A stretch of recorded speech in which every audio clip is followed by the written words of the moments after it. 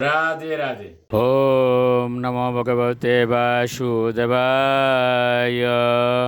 ওম নমো ভগবতে বাসুদেবায়। ওম নমো ভগবতে বাসুদেবায়। শ্রীমদ্ ভাগবত চতুর্থ স্কন্দ পুষণম সপ্তম অধ্যায় যজ্ঞের যজ্ঞানুষ্ঠান। শ্লোক 6। মৈত্রেয় উবাচ তদা সর্বাণি ভূতানি শ্রুতামিরুষ্টমুদিতম পরিতুষ্টাত্মবিস্তাৎ সাধু সাদিত্যতা ব্রুবন। অনুবাদ: মহর্ষি মৈত্রেয় বললেন, হে বিদুর, সেখানে উপস্থিত সমস্ত ব্যক্তিরা বরদানকারীদের মধ্যে সর্বশ্রেষ্ঠ শিবের বাণী শ্রবণ করে অন্তরে অত্যন্ত সন্তুষ্ট হয়েছিলেন। শ্লোক 7।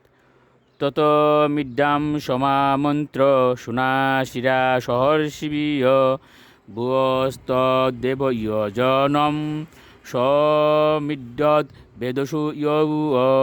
অনুবাদ: তারপর মহর্ষি প্রধান ভৃগু শিবকে যজ্ঞস্থলে আসতে আমন্ত্রণ জানিয়েছিলেন।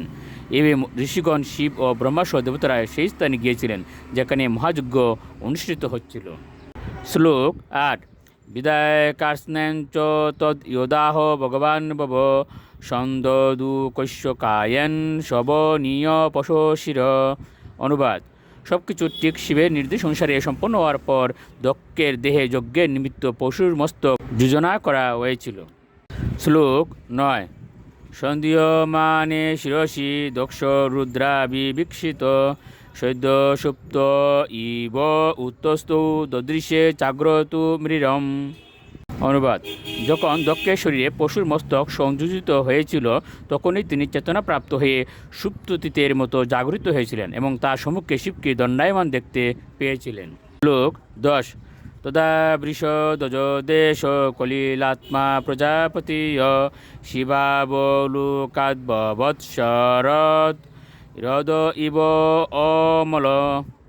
অনুবাদ: তখন বিষদজ শিবকে দর্শন করে শিবদেশী দক্ষের কলুষিত হৃদয় তৎক্ষণাৎ শরৎকালীন সরোবরের মতো নির্মল হয়েছিল। রাধে রাধে।